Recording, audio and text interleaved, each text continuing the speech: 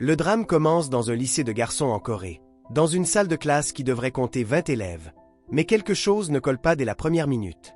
Sur les registres officiels, il y a 20 noms, mais quand ils comptent pour de vrai, il y a 21 garçons assis. Et le pire, ce n'est pas le nombre. Le pire, c'est que personne n'arrive à se mettre d'accord sur qui est cet élève en trop, comme s'il était là et en même temps pas là. Au début, ils prennent ça pour une confusion idiote. Ils se regardent entre eux, recomptent, se montrent du doigt, comparent avec la liste au tableau et vont même jusqu'à vérifier les uniformes, en cherchant le moindre indice. Le problème, c'est que la salle ne donne pas l'impression d'être pleine au point d'avoir un corps en plus. Mais elle ne paraît pas normale non plus. C'est une sensation étrange, comme quand on sait qu'on a laissé la porte ouverte sans se souvenir si on l'a fermée. Et plus ils y pensent, plus l'idée s'installe dans leur tête. S'il y en a vraiment 21, alors quelqu'un s'est glissé là, ou quelqu'un est caché. Dans ce groupe, il y a Choi Eun-suk, Park Ji-hoon, Yoshi, Kim Jung-kyu, Machio, Yoon Jae-yuk, Asahi, Bang Hye-dam, Kim Do-yoon, Haruto, Park Jong-woo et So Jung-won. La situation devient encore plus gênante parce que chacun a sa propre peur. Certains ont peur du surnaturel, d'autres ont peur d'avoir l'air ridicule, et d'autres détestent simplement sentir qu'ils ne contrôlent rien. En plus, presque tous partagent la même manie. Ils n'aiment pas les chats ni les animaux qui apparaissent de nulle part, et tout ce qui est bizarre, avec des yeux dans le noir ou des bruits étranges, leur met la peau en alerte. Alors, même s'ils disent que tout va bien, leur corps les trahit. Jung-won, qui pense tout le temps à du contenu pour les réseaux et rêve de devenir YouTuber, décide d'aborder le sujet comme si c'était juste une curiosité de la classe. Il commence à filmer et à commenter l'histoire des 21, en pensant que ça va faire des vues. Mais quand la caméra reste pointée sur le groupe, l'ambiance change. Pendant un instant, la vidéo capte quelque chose qui ne colle pas, une sorte de présence qu'on ne voit pas complètement, comme un contour flou autour de quelqu'un, comme si un visage essayait de se former puis s'effaçait. Ce n'est pas un fantôme avec un drap, ni rien comme ça. C'est pire, parce que c'est subtil. Une seconde, on dirait une erreur de l'objectif, et la suivante, on dirait que quelqu'un est collé à eux, en train de leur respirer dessus. Jung-won essaie de rire, mais on voit déjà qu'il est nerveux. Et les autres, qui regardent derrière lui, se taisent, comme si on venait d'éteindre le bruit du monde. La frayeur devient plus sérieuse quand Hye-dam, qui passe son temps avec des écouteurs et des enregistrements, découvre autre chose d'inquiétant. En réécoutant un enregistrement de sa propre voix, en plus de son audio apparaît un son étrange, comme une couche distordue en dessous, quelque chose qui ne devrait pas être là. Ce n'est pas un simple bruit de micro, ça sonne comme si quelqu'un frôlait l'air ou murmurait bizarrement depuis le fond du fichier. Certains disent que ça ressemble à une voix venue d'outre-tombe, d'autres que c'est un bruit de fond, mais tous ressentent la même gêne. La salle est remplie de quelque chose qui refuse de se montrer. Yoshi, qui ne supporte pas l'incertitude, se met à fond et propose d'appeler ceux qui se cachent. Il le fait avec ce mélange de courage et de nervosité que les ados ont quand ils veulent prouver qu'ils n'ont pas peur. Do-young, qui organise souvent et remet de l'ordre, essaie d'éviter que ça parte en vrille, mais au final il se retrouve impliqué lui aussi. Ensemble, ils montent une sorte de rituel façon Ouija avec un pinceau et du papier, comme si c'était une carte, avec l'idée que le pinceau indique celui qui n'appartient pas au groupe. La scène dérape beaucoup trop vite. Le pinceau commence à bouger tout seul, comme si quelqu'un le poussait depuis l'autre côté. Dehors, la pluie et le vent semblent plus forts, et d'un coup la porte de la salle claque sèchement. Ce n'est pas un haut, ça s'est fermé à cause d'un courant d'air. On dirait une porte qu'on claque avec intention. Ensuite, il se passe des choses que personne ne peut expliquer. Des feuilles et des papiers se soulèvent, tournent dans l'air et retombent comme si la salle était un tourbillon. Là, ce n'est plus drôle. Ceux qui filmaient éteignent leur téléphone, ceux qui riaient deviennent muets, et ceux qui jouaient les courageux sont les premiers à courir. Ils sortent de la salle sans regarder derrière eux, descendent les escaliers à toute vitesse, et tombent sur quelque chose qui finit de briser leur sécurité. Un professeur est étendu, inconscient, comme s'il s'était effondré. La culpabilité leur tombe dessus en quelques secondes. Ils ne savent pas si c'était un choc, une peur ou quelque chose de pire, mais ils le ressentent comme une conséquence directe de ce qu'ils ont fait. Ils l'emmènent immédiatement à l'hôpital. Dans la salle d'attente, pour la première fois, ils se regardent autrement. Ce n'est plus seulement de la peur, c'est aussi de la responsabilité. Personne ne le dit à voix haute, mais tous pensent la même chose. Si l'élève en trop existe et qu'il est en colère, ils peuvent payer bien plus cher qu'ils ne l'imaginaient. Cette même nuit, la paranoïa se transforme en mission. Ce n'est plus un simple potin de classe. Maintenant, ils veulent découvrir qui est l'élève de trop et le faire partir, parce qu'ils sentent que tant qu'ils ne l'identifient pas, N'importe qui peut être le prochain à se faire blesser. Ils se réunissent à nouveau et commencent à proposer des tests, comme des détectives improvisés, en mélangeant logique et superstition, tout en même temps. Yoon-suk, qui se croit le plus logique du groupe, lâche une théorie bizarre. Si ce qu'il y a là est un fantôme, peut-être qu'il réagit différemment à certaines choses. Alors ils inventent un test étrange sur le moment. On leur donne des biscuits ou des snacks et tout le monde doit les finir pour prouver qu'ils sont humains, comme si un esprit ne pouvait pas le faire. Le plan est un peu ridicule, mais ça les rassure de croire qu'ils gardent le contrôle. Et pendant qu'ils mangent, ils se regardent avec méfiance, cherchant le moindre détail, qui mâche lentement, qui évite d'avaler, qui reste avec sa tasse à la main comme si c'était du poison. Le test ne leur confirme rien, mais il laisse un effet. La méfiance s'installe entre eux. D'un coup, n'importe quelle petite bizarrerie normale, un bâillement, un tremblement, un regard perdu est interprété comme un signe surnaturel. Et là, une autre piste apparaît. Il y a un camarade qui agit bizarrement depuis des jours. Il se réveille la nuit et reste à dessiner obsessionnellement la même image, encore et encore, comme s'il ne pouvait pas s'arrêter. Le lendemain, Yoon-suk tente autre chose, mesurer la température de tout le monde avant d'entrer dans la salle, convaincu qu'un esprit serait plus froid. Quand arrive le garçon qui dessine, qui s'avère être Asahi, le thermomètre affiche un froid étrange. Sa main est glacée et sa peau paraît terne. Yoon-suk ne dit rien à voix haute, mais dans sa tête, Asahi passe premier sur la liste des suspects. Et comme, dans ce genre de groupe, la rumeur court plus vite que la vérité. En quelques minutes, tout le monde fixe Asahi comme s'il était coupable. Comme s'il manquait de l'essence sur le feu, Jungwon passe devant la salle d'art et voit Asahi peindre avec une intensité impressionnante. Jungwon, au lieu de calmer la situation, s'emballe. Il pense que c'est parfait pour sa chaîne. Dans sa tête, ce qu'il voit ressemble à un rituel. Des traits forts, des gestes étranges et une concentration si lourde qu'il n'y a plus de place pour les blagues. Quand Jungwon montre cette vidéo, l'accusation devient collective. Les jours passent et la salle devient un endroit de plus en plus inconfortable. En cours, ils mettent une vidéo de séance et, pendant une seconde, une silhouette bizarre apparaît à l'écran, comme si quelqu'un s'incrustait dans le cadre. Certains rient pour ne pas avouer qu'ils ont peur, d'autres nient et disent que ce sont des bugs de la vidéo, mais au fond, tous restent tendus. En plus, les examens approchent et ils sont censés se concentrer. Mais comment se concentrer quand on a l'impression qu'il y a quelqu'un d'invisible assis à côté?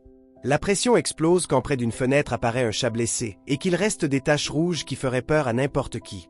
Personne ne sait si c'était un accident ou si quelqu'un l'a mis là pour provoquer. Mais l'impact est réel. À cet âge, voir ça, même si ce n'est pas de l'horreur, ça frappe fort. Ensuite, il voit un dessin en ton rouge, comme une image faite avec trop de rage. Et toute la salle commence à ressembler à une scène de film. Sauf que cette fois, il n'y a pas de pause ni de sortie. Et évidemment, le suspect parfait reste Asahi. Jungwon montre la vidéo où on voit Asahi peindre et le groupe lui tombe dessus avec des accusations. Asahi, fatigué, montre qu'il a une croix tatouée et même un pendentif en forme de croix, comme pour dire qu'il est protégé. Il laisse aussi voir qu'il prie à sa manière, en demandant que toute mauvaise énergie quitte la salle. Ensuite, il explique le problème de sa main froide. Ce n'est pas surnaturel, c'est une condition médicale, une sensibilité au froid. En entendant ça, plusieurs ont honte, parce qu'ils comprennent qu'il l'attaquait par peur, pas par preuve. Mais le soulagement ne dure pas. Cette nuit-là, ils décident de regarder un film d'horreur dans le dortoir, comme si affronter la peur en groupe allait servir à quelque chose. Jungwon remarque que ses clips bougent sur les réseaux, que les gens commentent, et son mode show s'allume. Il lance un live en disant que dans son groupe il y a un vrai fantôme. Ses abonnés rigolent, pensent que c'est une blague et lui demandent des preuves. Alors il décide qu'il va chasser l'esprit en direct. Il commence à le provoquer, comme si c'était une bonne idée de le défier. Et là, l'atmosphère redevient lourde.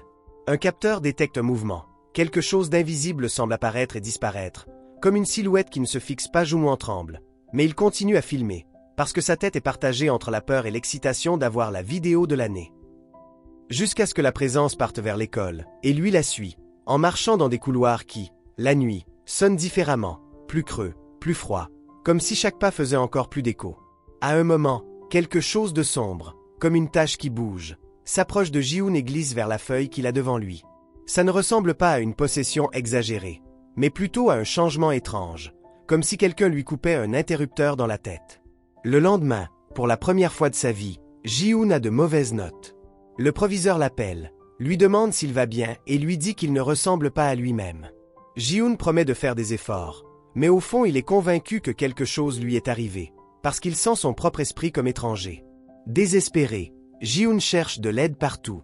Il contacte un ami dont la grand-mère est une mudangue, quelqu'un qui est censé savoir protéger les gens. Pour lui, ce n'est plus un jeu. Il sent qu'il a besoin d'une protection urgente. Pendant ce temps, le groupe continue d'essayer des solutions maison. Quelqu'un dit que les esprits détestent le sel. Alors il trace des lignes de sel dans la classe, comme une barrière. Ça ne calme rien. Au contraire, l'ambiance devient encore plus tendue. Il y a des disputes bêtes, des bousculades, de la mauvaise humeur. Personne ne dort bien. Tout le monde arrive irritable, et la moindre ombre devient suspecte. Au milieu de cette paranoïa, il remarque un autre camarade qui se comporte différemment. Il évite de toucher certains objets, panique quand quelqu'un le frôle par surprise et, chaque jour, il a l'air plus épuisé, comme s'il ne pouvait pas se reposer. Un garçon, déjà traumatisé, met une protection spirituelle sur son lit pour dormir tranquille. Cette nuit-là, ce camarade vient lui apporter du thé comme d'habitude, et dès qu'il touche le lit, il hurle de douleur comme s'il s'était brûlé. Il s'enfuit, s'enferme dans une autre pièce et, en se regardant, découvre des marques étranges dans le dos, comme des traces qui ne devraient pas être là. À partir de là, tout s'emboîte. Cet élève en trop était celui qui bougeait le pinceau pendant le rituel, celui qui a fait voler les papiers, celui qui était présent sans qu'il s'en rende compte. Il y a même un détail qui les glace. Dans certains miroirs, son reflet n'apparaît pas, et son ombre semble défaillir quand la lumière change. C'est comme s'il était réel, mais pas complètement. Et quand un appareil de la salle s'allume tout seul, bougeant comme s'il désignait quelqu'un, l'indicateur revient vers le même garçon encore et encore. Il se lève, pâle, et jure qu'il n'a rien fait. Ils essaient d'éteindre l'appareil, le posent par terre, mais il continue de fonctionner comme s'il avait sa propre vie. Pour les garçons, il n'y a plus de doute, c'est l'œuvre d'un esprit. Et comme l'esprit humain déteste les vides, il commence à remplir l'espace avec des théories, que le fantôme veut de l'attention, qu'il est en colère, qu'il cherche quelqu'un en particulier. Puis ils entendent de la musique dans un casier. Ils suivent le son et trouvent un objet par terre avec des taches rouges, et ce même son étrange qu'ils avaient entendu dans l'enregistrement. Jung-won le découpe, le met sur Internet et obtient encore plus de vues. Sa chaîne grandit, mais à l'intérieur du lycée personne ne le croit vraiment, et ça le frustre. Il dit qu'il veut protéger la réputation de sa classe, mais on voit aussi qu'il adore l'attention, et ce mélange le met dans des problèmes. Le groupe parle d'utiliser une méthode plus agressive pour chasser l'esprit, quelque chose qui est censé l'incommoder au point de l'obliger à partir. Jung-won, encore une fois, décide de faire une blague, imiter le fantôme pour faire peur aux autres.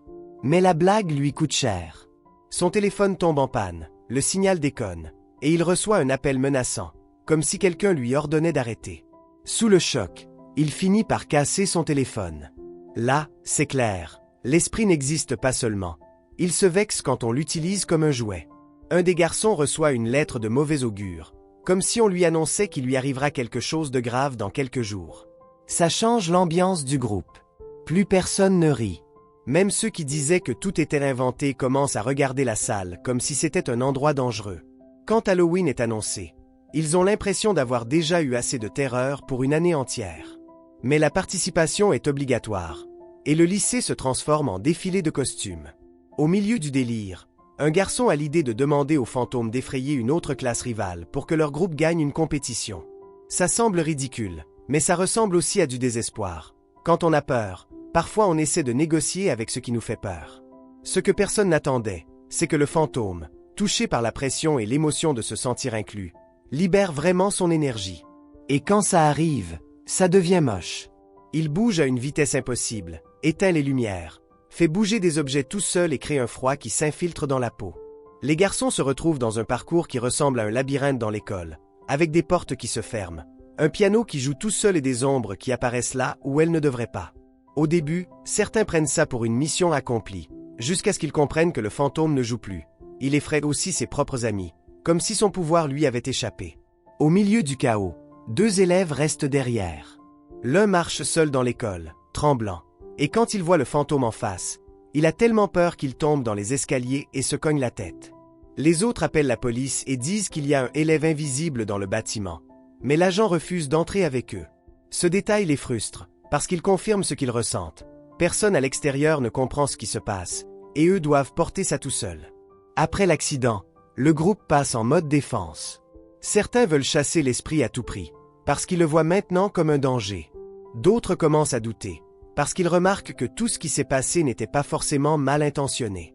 Asahi dit qu'il connaît une manière de révéler le fantôme infiltré. Il lance depuis son téléphone une mélodie spéciale, un son conçu pour gêner les esprits.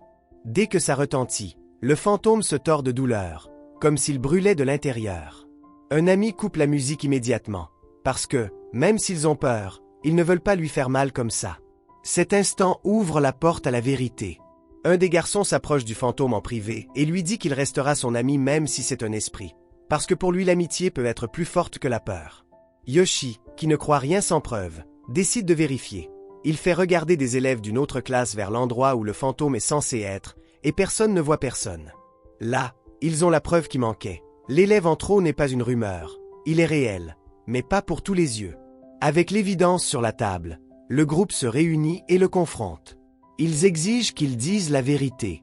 Sous la pression, le fantôme éteint les lumières, déplace des objets et, enfin, cesse de cacher ce qu'il est. Les garçons paniquent, mais ils comprennent aussi qu'ils ne peuvent plus faire semblant que rien ne se passe. Alors le fantôme raconte son histoire. Il s'appelle Choi Young-suk. 10 ans plus tôt, il était élève dans cette même classe, mais il avait une maladie incurable et a passé une grande partie de sa vie à l'hôpital. Les médecins n'ont pas réussi à le sauver et il est mort très jeune. Ce qui lui faisait le plus mal, ce n'était pas seulement d'être malade, c'était de se sentir seul, de rêver d'avoir des amis et de ne pas pouvoir vivre une vie scolaire normale. Avant de partir pour de bon, il a souhaité de toutes ses forces pouvoir rester un peu plus, même juste près de ce qu'il aimait, même en silence. Et là apparaît un détail encore plus triste, le gardien de l'école et son père. Des années plus tôt, brisé par la perte, il avait laissé une prière et un souhait dans cette même salle, sans imaginer que son fils finirait par rester comme un esprit. Young-suk explique que l'accident des escaliers n'était pas intentionnel.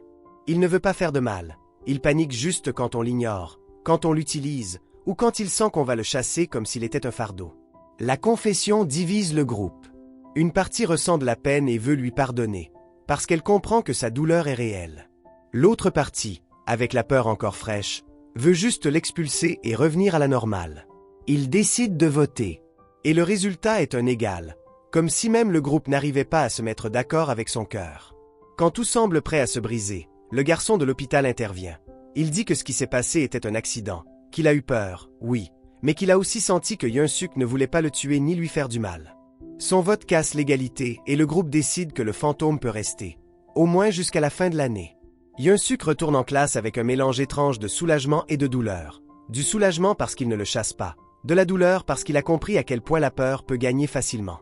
Pendant les jours suivants, la salle vit un calme bizarre, comme le calme après une tempête. Le ciel a l'air tranquille, mais on sent qu'il y a encore de l'électricité dans l'air. Certains garçons essaient d'agir normalement, comme si rien ne s'était passé, parce qu'ils ont honte d'avouer qu'ils ont eu peur. D'autres deviennent plus protecteurs et commencent à faire de petits gestes pour que Young-suk ne se sente pas exclu. Ils laissent une place libre à côté d'eux. Ils lui gardent une chaise même s'ils ne peuvent pas toujours le voir, ou ils écrivent des petites notes dans le cahier pour qu'il les lise quand personne ne regarde. Junkyu essaie de briser la tension avec de l'humour, comme si un rire pouvait couvrir la peur. Jae-yuk reste silencieux, observant chaque coin de la salle, avec l'idée que tout peut repartir en vrille à n'importe quel moment. Haruto et Mashio, qui au début voulaient sortir l'esprit à tout prix, commencent à baisser la garde quand ils voient que Young-suk ne cherche pas à faire du mal. Il ressemble plutôt à quelqu'un qui apprend à coexister sans déranger. Jongwoo et Ydam, eux, deviennent plus sensibles. Le moindre bruit leur rappelle l'hôpital, le rituel, les escaliers, et ça se voit sur leur visage qu'ils n'ont pas bien dormi. Yoshi, qui a été l'un de ceux qui ont le plus poussé le sujet au début, se sent responsable. Ce qui lui pèse le plus, c'est de se dire que, s'il n'avait pas fait le rituel, le professeur ne se serait peut-être pas effondré inconscient. Il sait qu'il ne peut pas annuler ce qui s'est passé, mais il essaie de compenser. Il se propose de parler en premier quand il faut prendre des décisions et de freiner Jungwon quand il se laisse emporter avec son téléphone. De son côté, Do-yoon essaie de maintenir le groupe uni, parce qu'il comprend que le vrai danger n'est pas seulement le fantôme, c'est qu'il se brise de l'intérieur, qu'il devienne ennemi à cause de la paranoïa. Malgré tout, la question reste suspendue. Si Young-suk voulait des amis, pourquoi y a-t-il eu des moments aussi violents et incontrôlables? Et la réponse qu'ils comprennent, petit à petit, est gênante. La peur du groupe l'a aussi poussé. Chaque fois qu'il l'ignorait, chaque fois qu'il le désignait comme un monstre, l'énergie dans la salle devenait plus lourde. Pas parce que Young-suk prenait plaisir à les effrayer, mais parce que son désespoir grandissait. Et ce désespoir, chez quelqu'un qui n'est pas totalement humain, peut déraper. Et juste au moment où il croit qu'il va enfin commencer sa vie scolaire, un nouveau problème apparaît, les adultes. Une professeure vérifie les registres et reste confuse. Sur le papier, il est écrit 21 élèves au lieu de 20. Elle croit à une erreur administrative, jusqu'à ce qu'elle se souvienne du moment exact où elle a écrit le nom de Young-suk comme élève numéro 21, presque sans y penser. Ensuite, elle consulte de vieux dossiers et découvre qu'il y a 10 ans, elle était elle-même camarade dans cette salle. Voilà pourquoi elle peut le voir. Voilà pourquoi, pour elle, il n'est pas invisible. Cette révélation lui donne des frissons, parce qu'elle a l'impression que l'école a gardé ce secret bien trop longtemps. Et là entre en scène le vrai méchant du quotidien. Un professeur qui décide que la bonne solution est d'ignorer le fantôme et de l'effacer de force. Il entre dans la salle, arrache la chaise de Young-suk, le pousse et menace de faire redoubler quiconque le mentionne. Il ne fait pas que les effrayer, il les contrôle. Il traite même mal le gardien, son père, comme si la tristesse était une gêne. Le père porte des années de culpabilité, et en plus on l'humilie, comme si sa douleur était un crime. Young-suk comprend que sa présence fait souffrir les gens qu'il aime. Il essaie de parler à ses amis, mais eux l'évitent par peur du professeur. C'est un coup dur. Il avait enfin des amis et maintenant il se sent à nouveau seul. Son meilleur ami lui laisse une note pour s'excuser, en disant qu'il est perdu, qu'il ne sait pas comment affronter un adulte qui a du pouvoir sur ses notes et son avenir. Et là, on voit un autre changement triste. Young-suk commence à devenir transparent. Comme si le rejet l'effaçait. Comme si son temps était en train de finir. Presque personne ne le voit déjà. Le professeur remarque que le nom de Young-suk disparaît de la liste et il est fier, comme s'il avait réglé le problème. Mais Young-suk ne part pas si facilement. Même si on le perçoit à peine, il continue d'aider. Si un garçon laisse tomber une balle, la balle flotte pour revenir. Si quelqu'un a froid, une fenêtre se ferme toute seule. Si quelqu'un est épuisé à force d'étudier, sa tasse apparaît remplie. Et, petit à petit, les garçons comprennent que cette présence n'apporte pas toujours de la peur. Parfois, elle apporte du soin. Jungwon, qui avant ne voulait que des vues, commence à se sentir coupable de l'avoir provoqué, parce qu'il comprend que derrière la frayeur, il y a une personne. Le professeur, lui, veut en finir une bonne fois pour toutes. Une nuit, il amène quelqu'un spécialisé dans les rituels, colle des talismans sur les murs et fait une cérémonie pour l'expulser. L'énergie du rituel semble les guider vers un endroit précis, le casier où Young-suk garde ce qui représente son existence. La personne essaie de briser le récipient et de clore l'affaire, comme si Young-suk était une erreur qu'on efface. Mais les élèves se dressent. Pour la première fois, au lieu de fuir, ils restent. Ils protègent ce casier comme si c'était la chose la plus importante au monde. Ils disent au professeur que Young-suk les aide depuis tout ce temps, même quand il l'ignorait, et que maintenant c'est à eux de le protéger. Yoshi, qui au début voulait le démasquer, demande pardon au nom de tous. Les autres l'enlacent en pleurant et demandent qu'on le laisse rester jusqu'à la remise des diplômes, ne serait-ce que pour accomplir le rêve qui lui a manqué. Le professeur, même s'il n'aime pas ça, comprend qu'il ne peut pas briser le lien qu'ils ont construit ensemble. Le père de Young-suk reprend son travail avec un peu plus de paix, parce qu'il sait que son fils n'est plus seul.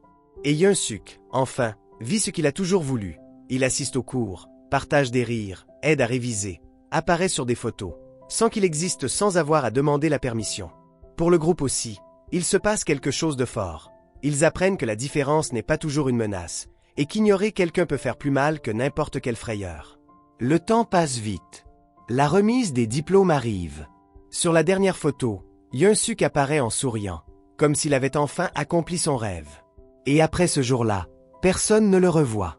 Pas comme une tragédie, mais comme une fin paisible, comme si, en ayant enfin eu le sentiment d'appartenir, il pouvait partir en paix. Et quand la salle redevient silencieuse, tous comprennent que le vrai mystère n'était pas le fantôme, mais la manière dont ils ont appris à prendre soin les uns des autres, toujours. Et même si la salle redevient à 20 élèves sur la liste, il reste quelque chose qu'on n'efface pas à l'encre. Le souvenir que même quelqu'un d'invisible, même quelqu'un que personne ne comprend, peut trouver un endroit à appeler maison, quand on lui en donne l'occasion. Fin du drame.